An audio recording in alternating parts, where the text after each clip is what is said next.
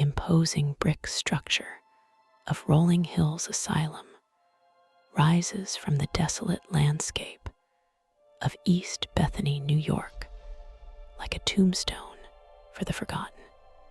It stands as a silent witness to more than a century of suffering and sorrow that permeated every red brick and rotting wooden beam found throughout the property. The air around the building feels heavy with the crushing weight of unsaid prayers and hopeless dreams that died within these cold walls. Visitors often report an immediate and terrifying sensation of being watched by unseen eyes that peer from the darkened windows on the upper floors. This is not merely a building, but a holding cell for the souls who were cast aside by society and left to wither away in isolation.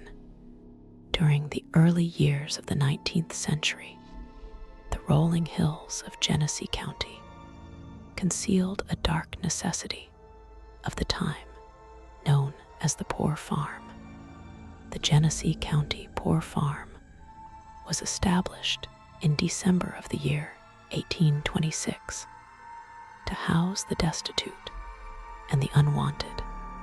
It opened its doors the following year to a flood of orphans and widows and lunatics and vagrants who had nowhere else to turn. The philosophy of the era dictated that poverty was a moral failing that required hard labor and strict discipline to correct. Those who entered the gates often did so with the sinking realization that they would likely never walk back out into the free world again. The institution was designed to be self-sufficient and operated much like a prison, without the formal sentence of a crime. Inmates were expected to work the land and raise livestock and perform manual labor regardless of their physical ailments or mental capacity. The sprawling property required constant maintenance, and the able-bodied residents were pushed to their absolute limits from dawn until dusk. This forced labor was viewed by the overseers as a fair exchange for the meager food and freezing shelter provided to the inmates. It was a harsh and unforgiving existence where the value of a human life was measured solely by their ability to work the fields. Winter in upstate New York brought a brutal and biting cold that seeped through the thin walls of the dormitories. The heating was often insufficient to combat the sub-zero temperatures that gripped the region for months at a time. Many of the elderly and the infirm succumbed to pneumonia and influenza as the wind howled outside their frosted windows like a banshee. The staff recorded these deaths with a clinical detachment that stripped away the last shreds of humanity from the deceased. There were no elaborate funerals or tearful eulogies for the residents of the poor farm.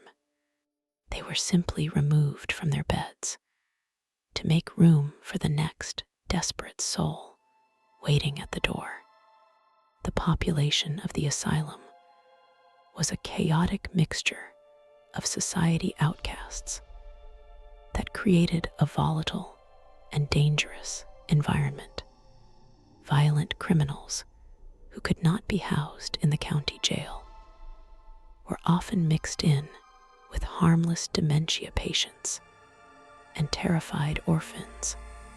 This lack of segregation meant that the vulnerable were constantly preyed upon by the predatory elements within the population. Screams would echo down the long hallways at night, but they were often ignored by the overworked and underpaid staff. Fear became a constant companion for the weaker inmates, who learned to sleep with one eye open to survive the darkness. Among the many tragic figures who called this place home was a man named Roy Crouse, who was known to everyone as the Gentle Giant. Roy suffered from gigantism, which caused him to grow to a height of over 7 feet and gave him a distinctive and imposing appearance. Despite his intimidating size, Roy was known for his kind heart and his gentle demeanor towards the other residents. He lived his entire life within the confines of the institution and eventually died there in his early 50s. His spirit is said to be one of the most active entities in the building, and he still roams the hallways he knew so well. The infirmary was a place of particular dread, where the sick went to endure their final agonizing days in squalor. Tuberculosis was a rampant killer that swept through the overcrowded wards and claimed countless lives in a slow and suffocating manner. The coughing and wheezing of the dying created a macabre symphony that kept the healthy awake at night in terror. Medical care was primitive at best and often consisted of little more than basic hygiene and isolation. The nurses did what they could, but they were overwhelmed by the sheer volume of sickness and death that surrounded them daily. Beneath the main floors lay the solitary confinement cells, which were reserved for the unruly and the insane. These damp and dark stone chambers were used to punish those who broke the strict rules of the Poor Farm. Inmates would be chained to the walls in total darkness for days or even weeks, with barely enough food to survive. The psychological trauma inflicted in these dungeons fractured the minds of many who were already teetering on the edge of sanity. The negative energy generated by this torture seems to have stained the stone walls permanently. Visitors to the basement often report feeling waves of nausea and intense panic. The shadow people are perhaps the most terrifying manifestation reported by those brave enough to explore Rolling Hills Asylum. These solid black masses in the shape of humans are frequently seen darting between rooms or standing motionless at the end of long corridors. Unlike traditional transparent apparitions, these shadows appear three-dimensional and block out the light behind them. Witnesses describe an overwhelming feeling of malevolence radiating from these entities, as if they are feeding on fear. Some investigators believe these shadows are not human spirits, but something far older and darker that was drawn to the suffering. One specific hallway on the second floor is known as the Shadow Hallway due to the high frequency of these sightings. It was in this corridor that the overflow patients were often placed on cots when the rooms were full. They lay in the dim light of the hallway, exposed to the elements and the wandering eyes of other inmates. residual energy of their vulnerability and fear seems to have created a permanent loop of paranormal activity. Cameras often malfunction in this area, and batteries drain inexplicably fast, as if something is draining the energy from the air. The psych ward section of the asylum holds a heavy atmosphere that feels like a physical weight pressing down on the chest. This area housed the residents who were deemed too mentally unstable to mingle with the general population. The treatment for mental illness in the 19th and early 20th centuries was often cruel and experimental. Restraints and ice baths and isolation were standard procedures used to subdue the agitated patients. The screams of the tormented souls who lived here seemed to still echo faintly in the dead silence of the abandoned wing. There is a room known as the Christmas Room, which was once occupied by a woman named Hattie. Hattie was a long-term resident who was blind and spent her days sitting in her room, listening to the sounds of the asylum. She is remembered fondly by the staff who knew her, but her spirit seems to have remained behind. Visitors often bring small toys and trinkets to leave in her room as offerings to her lonely spirit.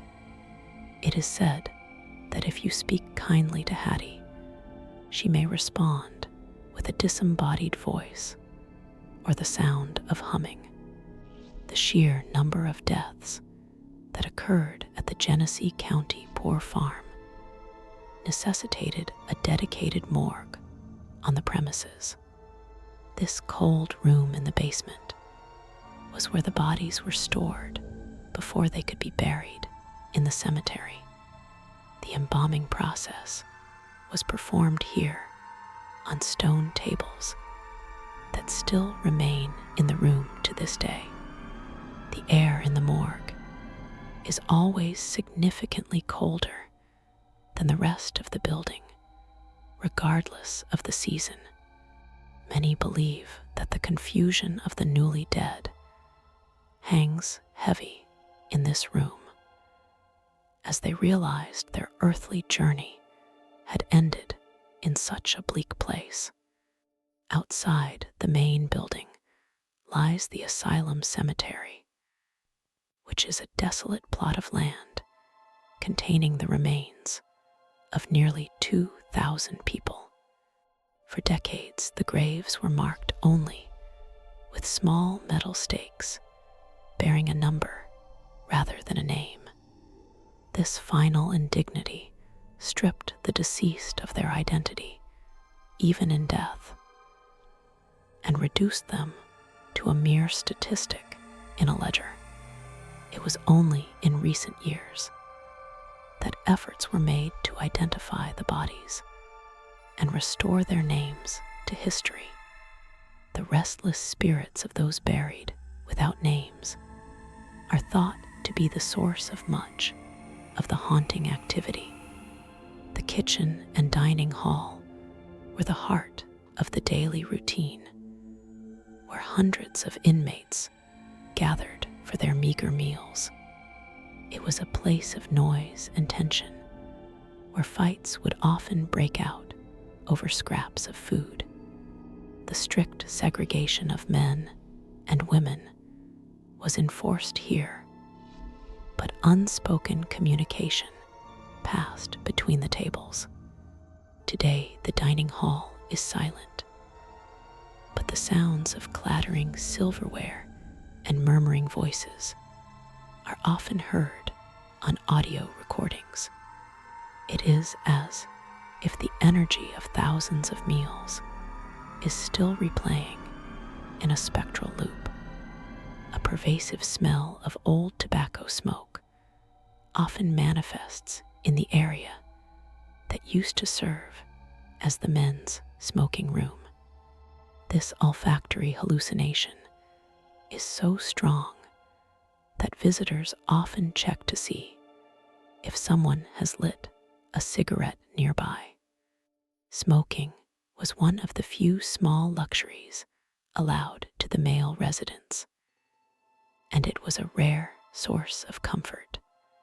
The spirits seemed to cling to this small pleasure, even from beyond the grave. It serves as a poignant reminder that these ghosts were once living men with habits and vices and needs. Nurse Emmy is another prominent spirit believed to reside within the peeling walls of the old asylum. She was a dedicated caregiver who worked at the facility in the early 1900s and reportedly died there. Some say she was a benevolent force who genuinely cared for the patients, while others whisper of a darker side. Her spirit is often associated with the smell of floral perfume and a stern female voice telling people to be quiet. She continues her rounds in death, seemingly unable to abandon her post and her patients. The basement tunnels that connect the various buildings were used to transport supplies and bodies during the harsh winters. These subterranean passages are dark and damp, and filled with the scurrying sounds of unseen creatures. Walking through them feels like descending into the underworld, where the light of day can no longer reach. It was in these tunnels that the dead were carted to the morgue, away from the prying eyes of the other residents. The heavy energy of death in transit lingers, here making the air feel thick and suffocating.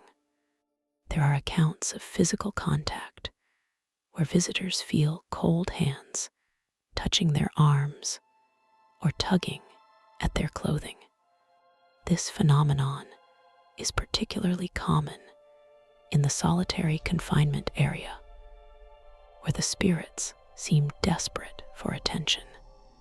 Some describe the touch as gentle and pleading, while others feel a rough and aggressive shove. It is a terrifying violation of personal space that drives many people to flee the building in panic. The barrier between the living and the dead appears to be exceptionally thin in these dark corners. A particularly disturbing area is the organ room, which houses an old pump organ that dates back to the operational days. Witnesses have reported hearing the organ play discordant notes on its own when the room is empty. The music is often described as mournful and slow, as if a sad soul is pouring their grief into the keys. Attempts to record the music often result in corrupted audio files or equipment failure. It remains one of the most poetic and haunting mysteries of the Rolling Hills Asylum. The master bedroom on the second floor was reserved for the superintendent and his family who lived on the grounds. It was a place of relative luxury compared to the squalid conditions of the inmates living just down the hall. This stark contrast in living standards created a palpable tension and resentment that permeated the building. The spirit of a strict male authority figure is often felt in this room, watching visitors with disapproval. He demands respect and order in his house long after his authority has crumbled to dust. Children were also residents of the Poor Farm, and their tragic presence is felt in the designated toy room. These were often orphans or children of unwed mothers who had no means to support them. The sound of phantom giggling and the patter of small bare feet are frequently heard in this section. Balls placed on the floor have been documented rolling across the room on their own accord. It is a heartbreaking reminder that innocent childhoods were consumed by the grim machinery of the Poor Farm system. The distinct sound of slamming doors is a common occurrence that echoes through the empty corridors with a violent bang. Heavy wooden doors that are securely latched will suddenly fly open or slam shut without a draft.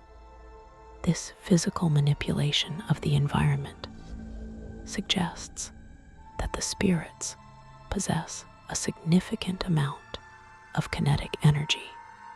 It serves as a jarring interruption to the silence and a display of dominance by the unseen residents. They want the living to know that they are still present and they are still in control. Investigators have captured countless electronic voice phenomena, or EVPs, within the walls of Rolling Hills Asylum. These disembodied voices range from intelligent responses to questions to residual cries of pain and despair. Some voices are clear and distinct, while others are raspy whispers that send a chill down the spine.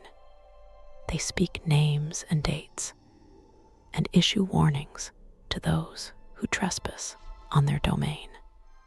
It is a chorus of the dead that has been recorded and analyzed by researchers from around the world. The architecture of the building itself seems designed to entrap energy, with its thick brick walls and iron bars. The lack of ventilation and natural light in many areas creates a stagnant atmosphere where time stands still. Dust motes dance in the rare beams of sunlight like suspended memories of the past. The decay of the building mirrors the decay of the bodies and minds that once inhabited it. It is a physical manifestation of the rot that sits at the core of the Poor Farm history. There is a legend of a nurse who hanged herself in one of the upper rooms after becoming overwhelmed by the misery. Her tragic end added another layer of darkness to the already grim history of the institution. Witnesses claim to see a woman in a period nurse uniform vanishing into the wall near the site of the suicide. Her sorrow is said to be palpable, causing sudden waves of depression in those who walk through the area. It is a scar on the spiritual landscape of the asylum that refuses to heal. The connection to the land is vital, as the inmates worked the soil of the Genesee Valley until their bodies broke. The farm was their life, and their prison, and their graveyard, all rolled into one geographical location.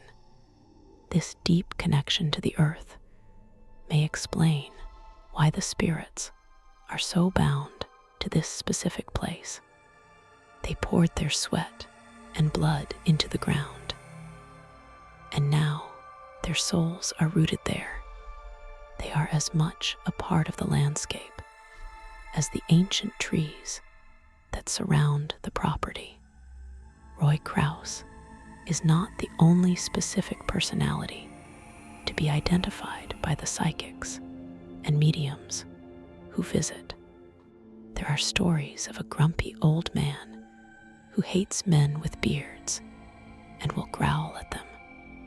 There are tales of a woman who is obsessed with her hair and will stroke the hair of female visitors. These specific personality traits suggest that the human consciousness survives death intact with all its quirks.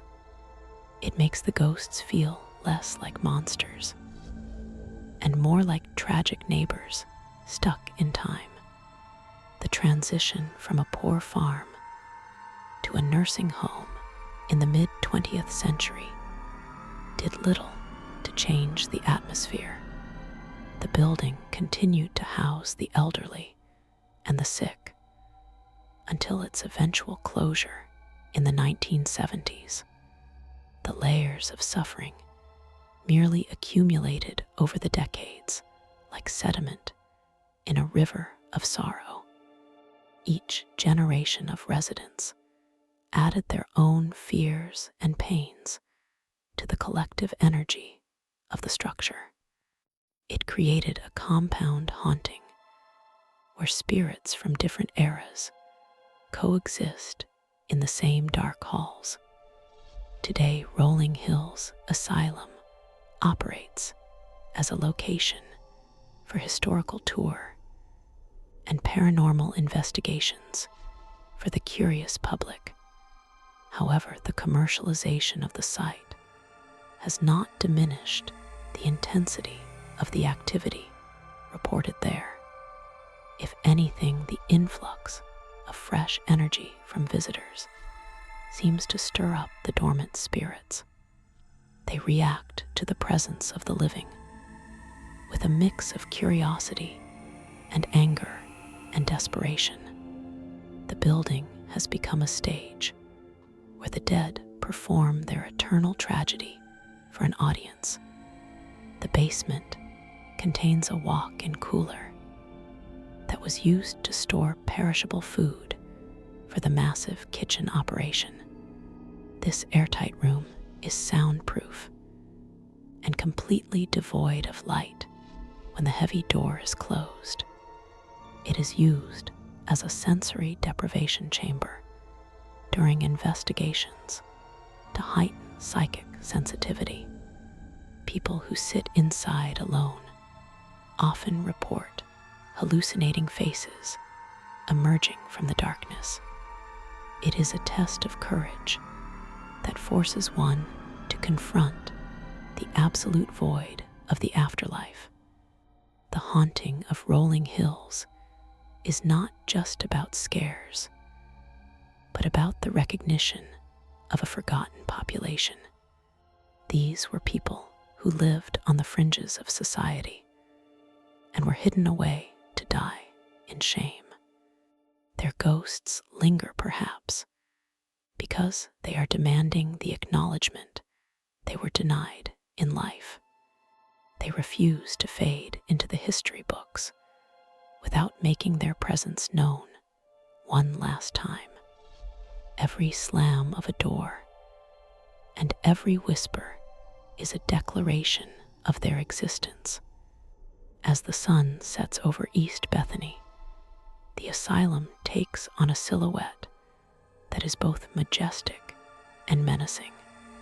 The shadows lengthen, and the building seems to inhale the coming night with a deep breath. This is the time when the veil is thinnest, and the residents begin their nightly vigil. The skeptics may dismiss the stories, but the locals know to stay away after dark. The poor farm belongs to the dead now, and they do not welcome intruders.